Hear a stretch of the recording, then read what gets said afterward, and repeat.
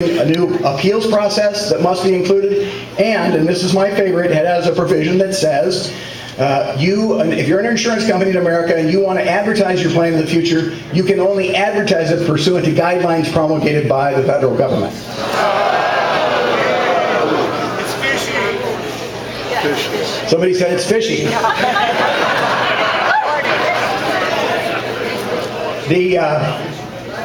Keeping with keep it short, John, I'm not going to spend a lot of time going into the provisions of the bill. I think many of you know the area of the bill that you'd like to ask about. The next thing I'm going to tell you is this is my personal copy of the bill.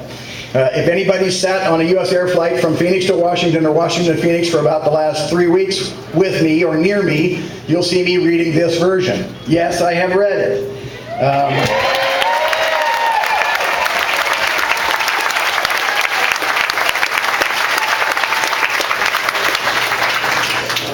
My personal version, let me find kind of a good page that's illustrative. Yeah, we'll do this page. My personal version is annotated with highlighting, underlining, and margin notes.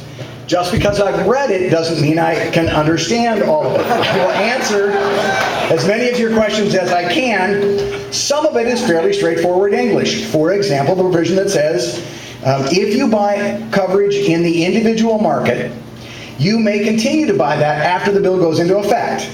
There are only two minor problems. One, the insurance company that sells you that individual coverage cannot sell it to anyone else other than one of your dependents once the bill goes into effect.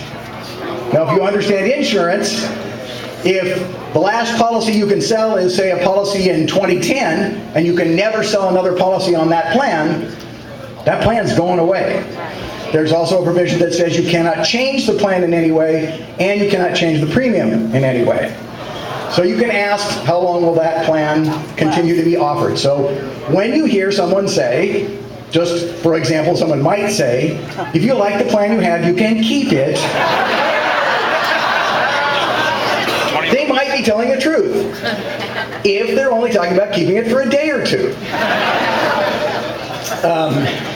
Let me talk a little bit about alternatives. There is a summary, one of the handouts out back. Well, let me first make the point. Some people say, look, what is the bill? You need to understand that there is, in the House, there are at least 3 and perhaps as many as 6 versions of H.R. 3200.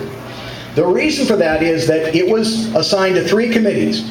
It was assigned to my committee, the Energy and Commerce Committee. It was assigned to the Education and Labor Committee, and it was assigned to the House Ways and Means Committee. Thank you. And a senior moment for right there. And it went to each of those committees in one form. Each of those committees adopted amendments to it, and those amendments have not all been blended into one bill. So theoretically right now on the House side, the majority party has roughly 6 different bills, all of